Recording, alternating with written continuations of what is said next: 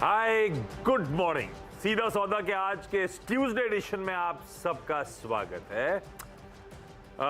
Festivity CNB सेवास पे continue होती हुई नीरज जी को भी स्क्रीन पे साथ में काटिए भाई। ये एक दिन पहनाया कुर्ता पजामा, खत्म हो गया था माल तो आपने एक कोटी बनवा दी फेस्टिविटीज के नाम पे। ये कंटिन्यूएशन चल रहा है हम लोग। पूरा हफ्ते चलेगा कि आज बंद है? बस आज के बाद, अब थर्सडे से आप नॉर्मल। माल खत्म हो गया हमारा, थर्सडे से नॉर्मल हो जाएंगे। लेकिन आप सबको फेस्टिव ग्रीटिंग्स, आप सबको दीपावली की ढेरों शुभकामनाएं, आप सबको नए संवत की बहुत बहुत शुभकामनाएं। आज के लिए पहले तो क्यूज 7:30 बजे कल का सेशन कल्मिनेट हुआ था, तो मोटा मोटी हमने सारा फ्यूचर्स का मूव तो डाइजेस्ट कर रखा था। एक्चुअल सेशन जो आया था वो आपकी स्क्रीन पर आएगा यूएस का। पहले यूएस दिखाएंगे प्लीज। तो यूएस में कल के ट्रेडिंग सेशन में हल्के उछाल के साथ कामकाज हुआ। तो असल में वो जो लोअर लेवल से रिकवरी ट्रेड है, वो मोमेंटम जो है वो इंटैक्ट है, और वो लार्जली वो जो ओल्ड इकोनॉमी स्टॉक्स है वहां पे ज्यादा तेजी थी। तो कल डाउ देखिए आपकी स्क्रीन पर आएगा, असल उछाल डाउ में था। बहुत स्ट्रॉन्ग मोमेंटम डाउ दिखाता हुआ नजर आया, 1.25% से ज्यादा का उछाल। वैसे तीनों बेंचमार्क्स 1 से 1.5% के आसपास बढ़ते हुए नजर आए, और आज भी ठीक ठाक है फ्यूचर्स का मूड। कुछ देर पहले आधे % तक का दबाव आ गया था। वो वॉलेटाइल बहुत हो रहा है फ्यूचर्स। मेरे ख्याल से वहां पे दिवाली के चलते वॉल्यूम्स कम है, क्योंकि सुबह मैंने देखा ग्रीन, उसके बाद ½ डाउन नीचे नजर आया। इस समय मैं देख रहा हूं फ्लैटिश की तरफ वापस बढ़ता हुआ आपको नजर आएगा। तो ये इस समय फ्यूचर्स बहुत वॉलेटाइल हैं, लेकिन जो भी हो पूरा एशिया जो है बेहतर कर रहा है। चाइना और हैंगसेंग, वो हांगकांग के बाजार छोड़ दीजिए, उनका अपने सेट ऑफ इश्यूज हैं। अपने सेट ऑफ इश्यूज मतलब वहाँ पे लीडरशिप, वो कम्युनिस्ट पार्टी की आउटकम, वो अलग अलग इश्यूज के चलते उस मार्केट को सिंगल आउट करिए। कल भी हमने ग्लोबली वो हैंगसेंग का रब ऑफ एशिया पे आता हुआ नहीं देखा था, ना हमारे मुहूर्त सेशन पे आया था। आज भी अनलाइकली कि हम उसको लेकर ज्यादा सल्क करने वाले हैं। बाकी एशिया बढ़िया कर रहा है, हरे निशान के साथ कामकाज हो रहा है। और एसजेएक्स निफ्टी जो आपको ऊपर लाल में दिख रहा है, दरअसल एडजस्ट करना पड़ेगा। 17,820 830 पे चल रहा है। 17,730 पे हमारा निफ्टी फ्यूचर खड़ा हुआ है। तो दरअसल शायद 90 पॉइंट के उछाल के साथ शुरुआत होगी, ऐसे इंडिकेशन आ रहे हैं मंगलवार के लिए। तो सेशन बुरा नहीं रहेगा, इवेंचुअली कैसा पैन आउट होगा ये इंपॉर्टेंट है, क्योंकि कल एक मार्केट हॉलीडे है। परसों जब लौटेंगे उस हॉलीडे से तो हम मंथली एक्सपायरी की तैयारी कर रहे होंगे, तो जरा सा ट्रेड कैरी करना थोड़ा सा चैलेंजिंग हो जाएगा। फिर से एक्सपायरी से जस्ट पहले एक छुट्टी लगी हुई है। पर मूड कैसा है? देखिए, मूड मुझे लगता है मोटे तौर पे ठीक है, अच्छा है, कोई बहुत बड़ी दिक्कत नहीं है। और आप देखिए यूएस में किस तरीके से बढ़िया रैली बनी। पिछले हफ्ते थोड़ा सा बीच में डगमगाया था, लेकिन उसके बाद फिर से अच्छी तेज़ी बनी है। भारतीय बाज़ारों को आप देखिए ना, पूरा सेशन आपका कंटिन्यू हुआ। जब मुहूर्त ट्रेडिंग वाला सेशन था उसमें बढ़िया, और हालांकि खबरों का बहुत अभाव था, लेकिन जो भी खबरें निकल के आ रही थी कि दशहरा, धनतेरस से दिवाली के बीच में किस तरह की शॉपिंग हुई, बड़े बड़े नंबर्स निकल के आ रहे थे। और एक्चुअली आप मार्केट में देखें तो बहुत बूमिंग नंबर्स थे। एक नंबर में खाली रेफरेंस के लिए लोगों को बता रहा हूँ कि जो लोग जॉब डेटा को लेकर के बहुत चिंतित रहते हैं, 14.5% फॉर्मल जॉब बढ़ा है लास्ट मंथ में। तो वो एक बहुत सिग्निफिकेंट नंबर है, और अपनी इकोनॉमी में जिस तरीके के ग्रीन शूट्स दिख रहे हैं वो काफ़ी सिग्निफिकेंट है। तो हमने टीम अपनी उसी तरीके से बनाई भी है, जिसमें बहुत सारी ये वाले नंबर्स होंगे कि कितनी शॉपिंग लोगों ने की। मतलब इतनी भीड़ थी मार्केट में। आप गए मार्केट, चैनल चेक लिया? बहुत ही, मतलब अब लोग कहेंगे हर साल होती है, इसमें नया क्या है? नया ये है कि आप जिस इलाके में रहते हैं, जिस बाज़ार में आप हमेशा जाते हैं, पिछले 20 साल से मैं उसी बाज़ारों से गुजर रहा हूँ, तो हर साल भीड़ बढ़ती जा रही है। अब कई बार ऐसा भीड़ हो गया कि आपको जो रास्ता 3 मिनट में कंप्लीट होता है, तो वहाँ 40 मिनट आपको लगे गुजरने में। तो आपको समझ में आता है कि भीड़ किस तरह से बढ़ी लोगों ने। क्योंकि 2 साल कोविड के चक्कर में लोग डरे हुए थे, कम निकले थे। इस बार एकदम खुल के लोगों ने शॉपिंग की। हालांकि बिग टिकट साइज़ की शॉपिंग कम हुई है, ये भी सच है एक, लेकिन छोटी छोटी शॉपिंग्स बहुत ज़बरदस्त हुई। या तो फिर अल्ट्रा बिग हुई है कि सोना बहुत खरीदा लोगों ने। सोना इतना महंगा ही है, 52,000 महंगा है ख्याल में। उसके बावजूद 25,000 करोड़ की ज्वेलरी खाली धनतेरस और दिवाली के बीच में बिक गई। पूरा एक महीने में जोड़ेंगे तो लाख करोड़ से ऊपर की। तो इंडियन मार्केट के लिए मुझे लगता है कि बढ़िया, कोई खास दिक्कत नहीं है। यूएस से भी सपोर्ट है ये। हाँ, यूएस से तो कोई दिक्कत वाली बात नहीं। शॉपिंग वॉपिंग हाँ तूल पकड़ती हुई नजर आ रही है।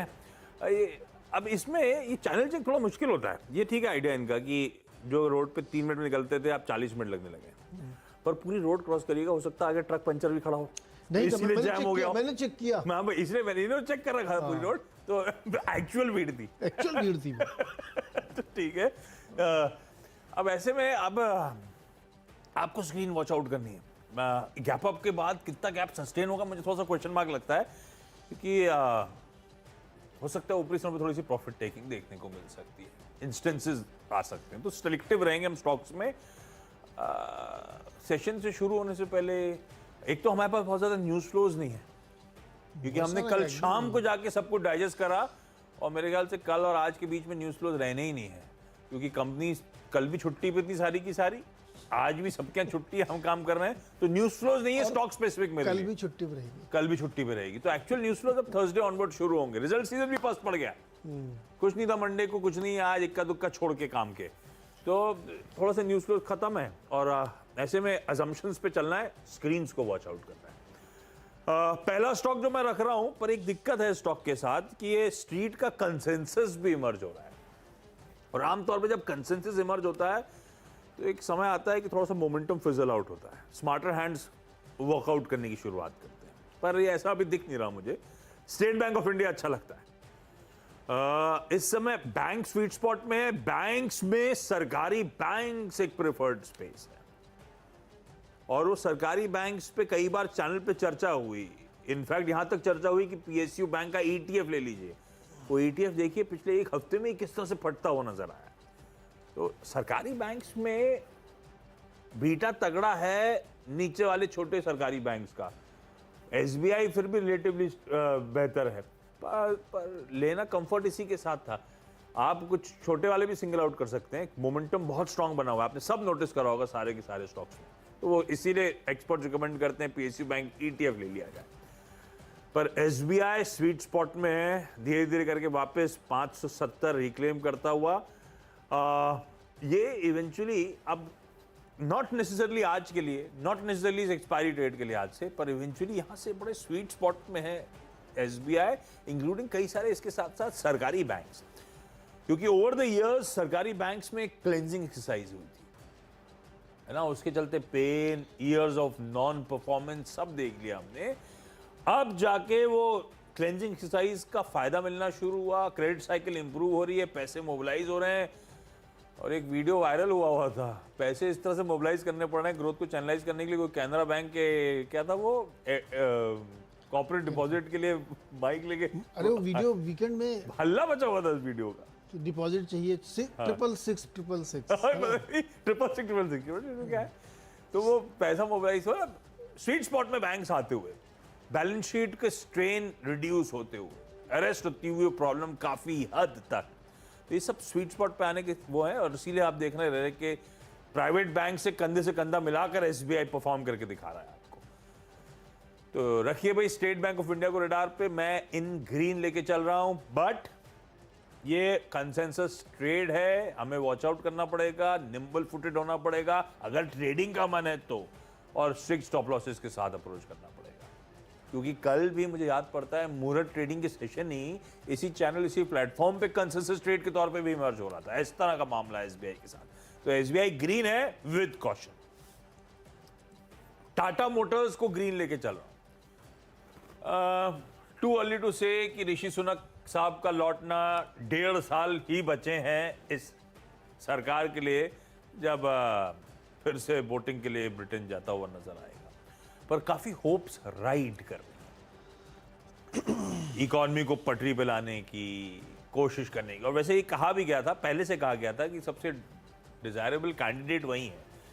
वो तो लिज ट्रस आगे निकल गई, आपने देखा इकोनॉमी का कैसे और बंटाधार होता हुआ नजर आया था, पर ये सब स्टॉक इतनी डिस्काउंट नहीं करते अनटिल अनलेस कुछ पॉलिसी अनाउंसमेंट। ये मुझे लगता है कुछ हद तक कल के टाटा मोटर्स के अप मूव शायद इस बीच में आ ही रहे होंगे, इसीलिए भी कि कल हम मुहूर्त सेशन में डिस्काउंट कर रहे थे उसका बाद। ये सुनक साहब अनअपोज्ड हैं, अब तो शपथ ग्रहण की तैयारी कर रहे हैं। ऋषि सुनक साहब ब्रिटेन के नए पीएम बनेंगे, 28 तारीख को उनको शपथ ग्रहण का समारोह है उनका। पर सेंटिमेंट पॉजिटिव लेके चल रहा हूं मैं, ग्लोबल क्यूज कंड्यूसिव है, सेंटिमेंट पॉजिटिव बनता हुआ, इसीलिए टाटा मोटर्स का बहुत तगड़ा एक्सपोजर है यूरोप में, और यूरोप से ज़्यादा वो स्पेसिफिकली यूके में, क्योंकि JLR का होम बेस वही है। तो पॉजिटिव लेके चल रहा हूँ टाटा मोटर्स को। मैं चाहता तो टाटा स्टील को भी लेना पॉजिटिव था, पर टाटा स्टील इसलिए लेना चाहता था, टाटा स्टील के लिए सरकार के साथ सहमति नहीं बन पा रही है, वो फंडिंग के लिए है ना, नहीं तो जॉब प्रोटेक्ट करने के लिए टाटा स्टील कह रही थी स्पेसिफिकली कि पैसा की रिक्वायरमेंट होगी, और अनडिसाइसिव है वहाँ की लीडरशिप। अनडिसाइसिव इसलिए थी क्योंकि अब तक मीनिंगफुल कंट्रोल किसी के पास था नहीं। पर टाटा स्टील इसलिए ले रहा हूँ क्योंकि मुझे थोड़े से चाइना के लेकर इफ्स एंड बट्स हैं, इसीलिए मैंने मेटल्स को छोड़ दिया है पॉजिटिव साइड में, अभी नहीं ले रहा। टाटा मोटर्स के साथ फिर मैंने काम क्या करा, टाटा मोटर्स के डिफरेंशियल वोटिंग राइट, वो DVR को रखा। प्योरली रब ऑफ जो टाटा मोटर्स की स्टोरी है, Tata Motors DVR play out होता हुआ नजर आएगा। पर टाटा मोटर्स का DVR कल जब टाटा मोटर्स सिर्फ 1% चला था, DVR फट गया था, तो जरा सा वॉच आउट करेंगे। कल बहुत मीनिंगफुल अपटिक्स उस छोटे से मुहूर्त सेशन में ऑलरेडी आ चुके हैं, तो पर अंडरलाइंग अगर फिर से मूव करना शुरू करेगा टाटा मोटर्स तो फिर भी रब ऑफ आ सकता है, पर थोड़ा सा कॉशियस रहिएगा इसको लेकर। ये थोड़ा बीटा ज़्यादा और कल ऑलरेडी अच्छे अपटिक्स दिखा चुका है। पर ये 3 स्टॉक्स, तीनों दिग्गज, जिनको इन ग्रीन लेके चल रहा हूँ। ओके अच्छा, मैंने तो बताया था कि इशारा कर ही दिया था कि हाँ, फेस्टिव मूड है। फेस्टिव मूड है। तो शुरुआत में 2 ज्वेलरी वाली कंपनी दिखाई, टाइटन और कल्याण ज्वेलर्स। देखिए जो खबरें छपी हुई हैं आप लोग अखबार में पढ़ेंगे आज कि ज्वेलरी बिजनेस ने 25,000 करोड़ रुपए की सेल केवल 2 दिन में देखी है, यानी धनतेरस और छोटी दिवाली का आंकड़ा ये सामने निकल के आ रहा है। और उन 2 दिनों में टोटल बिजनेस करीब 45,000 करोड़ का हुआ है। तो बाकी 20,000 करोड़ कहाँ गया? बाकी 20,000 करोड़ में लोगों ने दूसरे सामान खरीदे, इलेक्ट्रॉनिक्स के या और इस तरह के कपड़े वगैरह। तो ये एक बहुत हुआ। और अगर आप नवरात्रि से यहाँ तक कंटिन्यू करें, काउंट करें कि जहाँ से नवदुर्गा से शुरू होता है, तो 1,25,000 करोड़ की शॉपिंग की लोगों ने कंट्री में। बहुत बड़ा नंबर है, बहुत बड़ा नंबर है ये। और एक्सपेक्टेड है कि अभी जो पूरा फिगर आएगा, जो ये मैं CAIT का आंकड़ा दे रहा हूँ जो उन्होंने बताया है, कि और जब ये फाइनली नंबर कैलकुलेट किया जाएगा तो ये 1.5 लाख करोड़ तक पहुँच सकता है। तो इस तरीके की शॉपिंग देखी गई है। और गोल्ड में खास दिलचस्पी भारतीयों की रहती है, बहुत विशेष उनका लगाव है इससे, तो इसलिए ये नंबर निकला। तो मुझे लगता है कि ध्यान देना चाहिए। टाइटन है, कल्याण है, फिर वेदांत फैशन पे ध्यान रखना चाहिए, क्योंकि इन्हीं मौक़ों पर उनके जो कुर्ते पैजामे या डिज़ाइनर कुर्ते होते हैं, इन सब की सेल होती है। और दुकानों पे आप देखेंगे तो लाइन तो लगी हुई थी, इसमें तो कोई शक नहीं है। प्लस ये एक शादी वाला सीज़न भी शुरू होने वाला है और वो भी काफ़ी बड़े पैमाने पर होगा। तो वेदांत जो है सबसे बड़े ऑर्गेनाइज प्लेयर के तौर पे, बाकी जो प्लेयर है वो बहुत ही रीजनल या 1 या 2 शहर तक, जैसे नल्ली वगैरह 1 आध शहर में सीमित है, तो इनको बड़ा फ़ायदा होता है। अरे नल्ली जहाँ है अंदर डेप्थ तक दुकान चली जाती है। सर मैं नल्ली का भी चैनल चेक बता दूं। मैं 1-1.5 साल पहले दिल्ली गया था। आप भाई साहब, मैं बता रहा हूँ ना, तो आप जो है दूसरी दिशा मत सोचिए। किसी को गिफ्ट करना था तो मैं किसी को गिफ्ट करना होगा, हम भी ये सोच रहे थे। सोचा नल्ली चला जाऊँ। नल्ली में इतनी बड़ी लाइन लगी थी कि टोकन बट रहा था। दिल्ली कनॉट प्लेस ही बता रहा हूँ मैं।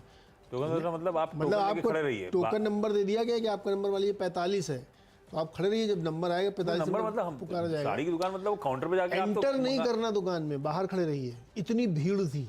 अरे तो मैंने कहा भाई ऐसा है कि अब इतना समय मेरे पास नहीं है, तो मैं फिर जो बाबा खड़क सिंह मार्ग पे बहुत सारे स्टेट गवर्नमेंट के शोरूम्स हैं, तो मैं बिहार के शोरूम में गया और वहाँ से मैंने शॉपिंग की। तो नल्ली में इसमें कोई शक नहीं कि बहुत भीड़ होती है, लेकिन वो 1 ही शहर या 2 शहर 4 शहर तक बहुत ज़्यादा सेंट्रिक है। वेदांत को क्या पूरे देश में फैले हुए हैं। तो इसलिए तीसरा हमने यहाँ पे वेदांत को रखा है। बाकी 3 ही बता दें क्या?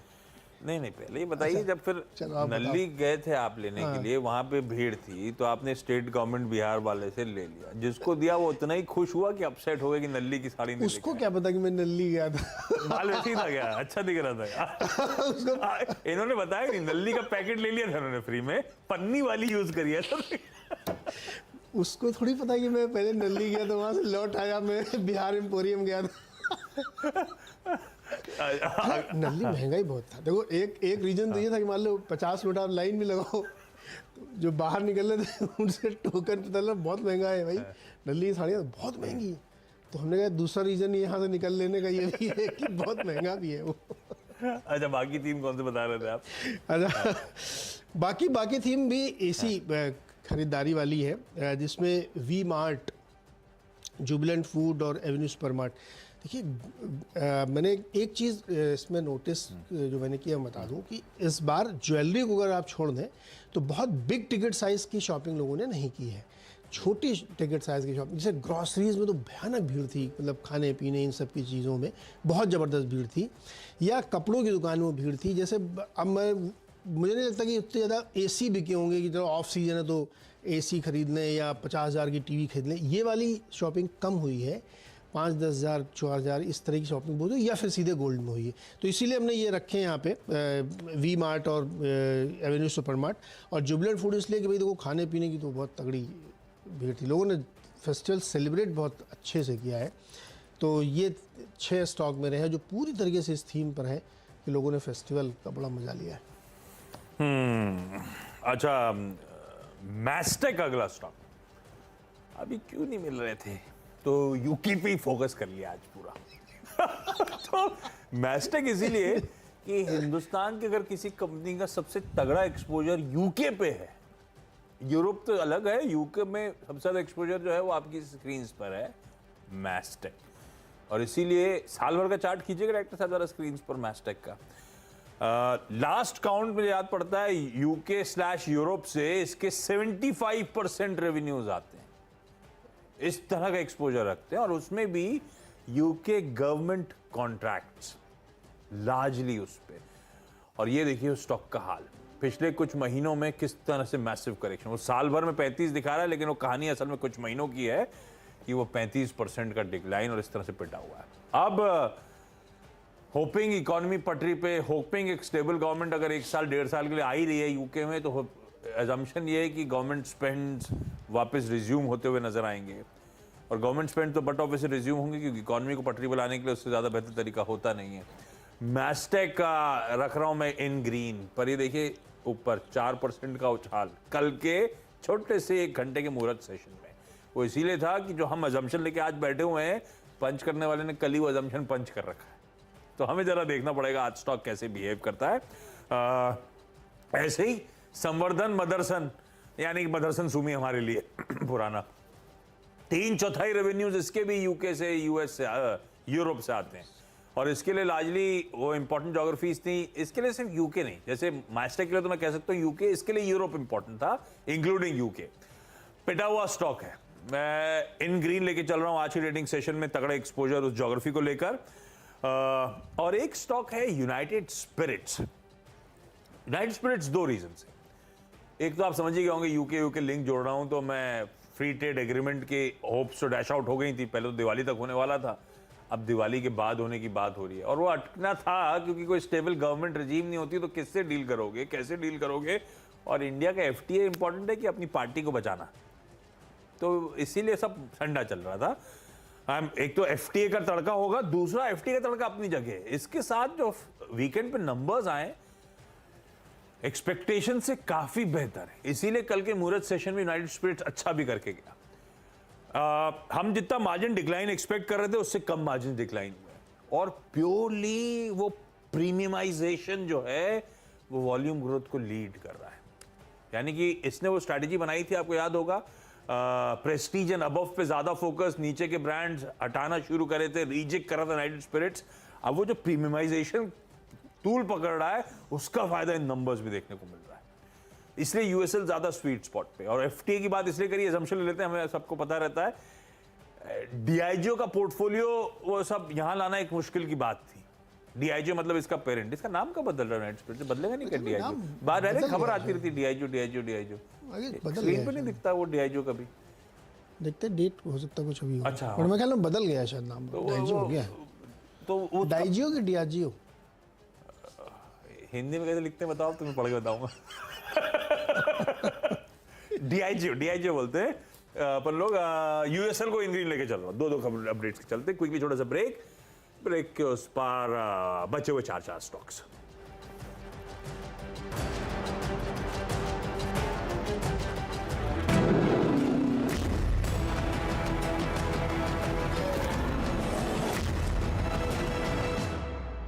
फ्यूचर एक्सप्रेस में आप सभी का स्वागत है। एफएनओ मार्केट का हर एक्शन 2790 से चलकर 3006 के आसपास, अब इसमें 250 अंकों के आसपास का मूव देख चुके हैं। कॉल ऑप्शन ले या पुट ऑप्शन 17,550 का जो कॉल है वो 85 to 90 के आसपास खरीदारी कर सकते हैं। फिलहाल निफ्टी पे वेट एंड वॉच करना चाहिए। जानिए किन स्टॉक्स में होगी आपकी जबरदस्त कमाई। 3300 के नीचे अर्ली क्लोज अगर आए तो आप शॉर्ट करके यहाँ पर जा सकते हैं। देखिए फ्यूचर एक्सप्रेस। बाजार शुरू होने से पहले कीजिए मुनाफे की तैयारी। जहां से कॉल राइटर्स बाहर निकल रहा है वहां पे बाय कर दीजिए और जहां पे पुट राइटर कन्विक्शन है वहां पे डिप पे बाय कीजिएगा। जानिए सेंसेक्स और निफ्टी की कैसी होगी चाल। बहुत बढ़िया मूव्स एंजॉय कर रहा है ये स्टॉक। ब्लैक पैटर्न का ब्रेकआउट बाय 1210 तक की तैयारी। कौन से स्टॉक्स आपको बनाएंगे मालामाल। 590 के ऊपर खरीदेंगे, 580 के स्टॉप लॉस है, 620 के टारगेट के लिए। देखिए मुनाफे की तैयारी।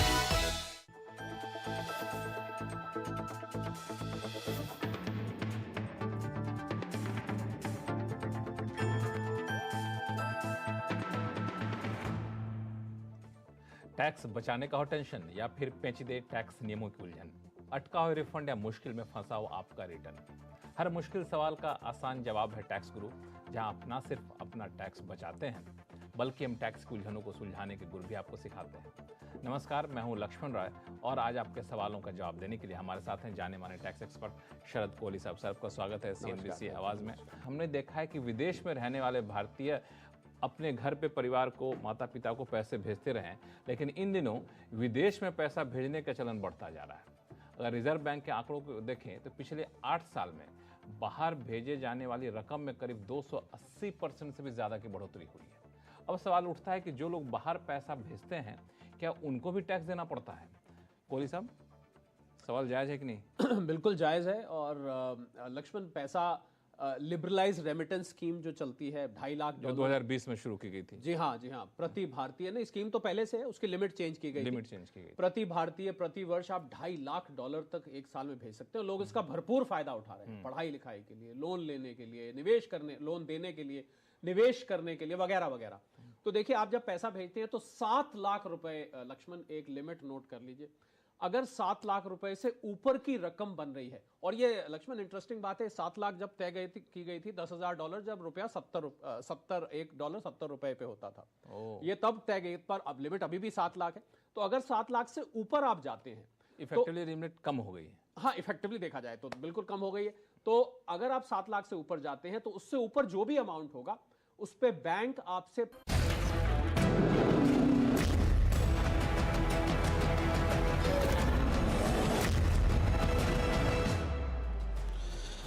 स्वागत है एक बार फिर से। और अब अगले 4 स्टॉक्स भी एकदम उसी थीम पे हैं। एक बजाज फाइनेंस, देखिए जो इतनी सारी शॉपिंग हुई ना, बहुत सारी EMI की शॉपिंग होती है, तो बजाज फाइनेंस के लिए ये फेस्टिव सीजन अगेन बहुत अच्छा गया होगा। मुझे लगता है कि कल कितना 16 रुपये ऊपर था ना कल मोहर ट्रेडिंग में। हाँ। और ऊपर होना चाहिए। ये क्या नहीं, कुछ नहीं, बोलो नहीं भूल गया मैं, कुछ इंटरेस्टिंग आ रहा था दिमाग में, छोड़ देता हूँ। और अगले हैं Barbeque Nation, restaurant brand Asia और स्पेशलिटी रेस्टोरेंट नॉट केमिकल। तो ये तीनों ही, क्योंकि कितनी देर तक लोग रात में खाना पीना ये सब मस्ती चलती है। मुझे लगता है कि पूरी थीम इसी पे है। वो एक बड़ा फिगर मुझे दिख गया तो हमने कहा उससे जुड़े हुए तुम्हें स्टॉक्स पे ध्यान रखना चाहिए। ये कहते हैं क्यूज का अभाव। अभी 4 दिन से कोई खबर ही नहीं है भाई। क्रेडिट कार्ड से याद आया, हर बिलिंग साइकिल के साथ आ जाता है इंक्रीज योर क्रेडिट लिमिट, ये टाइप करके भेज दो। वाह, आप भी खुशबू बढ़ा दे रहे, तो मजे में क्रेडिट लिमिट ऐसी हो गई किसी दिन चूना लग गया। अच्छा, जाते जाते जो 4 स्टॉक्स है उसमें 2 रेड लेके चल रहा हूँ। अब आप वॉच आउट करिएगा क्योंकि आज गैप अप है फिर से। मैंने कोटक महिंद्रा बैंक में वो प्रॉफिट टेकिंग देखी, बहुत अच्छे नंबर्स के बाद। NIMs मैं सही रिकलेक्ट कर रहा हूं तो 5.17% रिकॉर्ड NIMs थे कोटक के। गिर गया वो स्टॉक, लाल में था कल।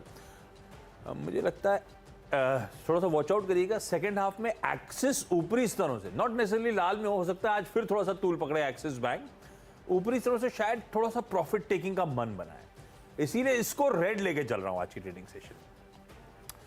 ऐसे ही मैंने टाटा स्टील पर स्टोरी सुनाई थी कि मैं आज उसे ग्रीन लेना चाहता था, ले नहीं रहा हूं, तो टाटा स्टील तो अवॉइड करा मैंने, हिंडाल्को को रेड रख लिया। हिंडाल्को इसलिए रेट क्योंकि बिल्कुल सही बात है। कुछ देर पहले आपको याद होगा रवि देओरा भी आए थे, चैनल पे जुड़े थे मॉर्निंग कॉल में, वो भी यही मेंशन कर रहे थे।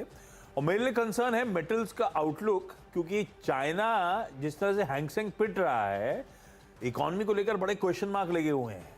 सिर्फ एक आदमी की पावर और बढ़ाने की कोशिश, वो जो कोविड से ग्रस्त इकोनॉमी थी उसको लेकर कोई बड़े मेजर्स अनाउंस नहीं करे, कैसे पटरी पे लाएंगे कोई मतलब नहीं है इस समय।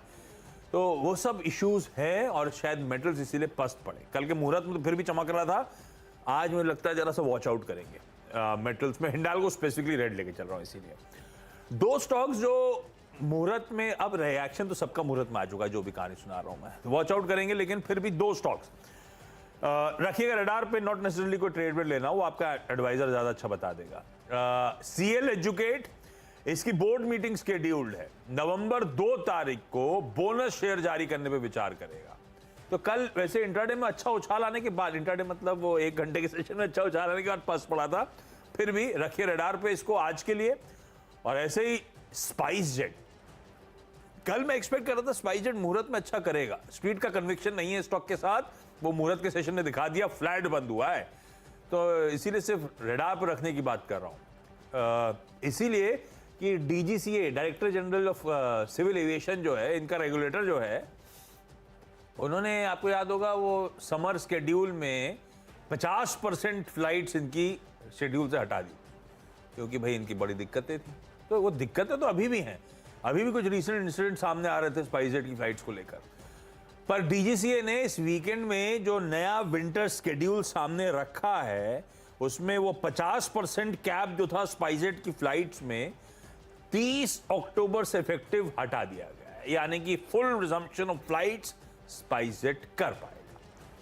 पर इसके कंसर्न्स, बैलेंस शीट स्ट्रेन, वो स्ट्रेस जस का तस बना हुआ है, इसीलिए वॉच आउट करिए। खबर पॉजिटिव, देखते हैं रिएक्शन कैसा आएगा। क्विकली छोटा सा ब्रेक के उस पर जब लौटेंगे तो ये जो 10-10 स्टॉक्स हाईलाइट कर गए, इनका एक क्विक रैप अप लेकर आएंगे।